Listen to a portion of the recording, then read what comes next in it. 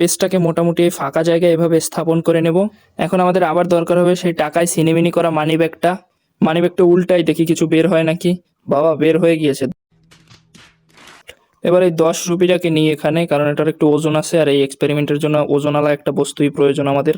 এবার কয়েনটাকে কাগজের উপর স্থাপন করি, দেখি কি হয়। কাগজের উপর স্থাপন করার সাথে সাথে কয়েনটি কাগজ সহ নিচে পড়ে গিয়েছে, অর্থাৎ একটি কাগজ কয়েনটাকে সাপোর্ট দিতে পারেনি। সিম্পলি কাগজটার উপর একটু ফিজিক্স অ্যাপ্লাই করব।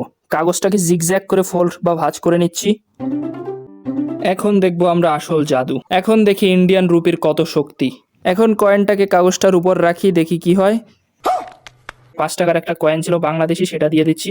তারপরে আবার 10 টাকাকেও দিয়ে দিচ্ছি, আবার আর একটা কয়েন দিয়ে দিচ্ছি। একটাকেও রেখে দিচ্ছি এর উপরে। পেলাম রকমারি ডিসকাউন্ট কার্ড, ওটার ওজন মোটামুটি অনেকই আছে, ওটাকেও রেখে দিচ্ছি এখানে।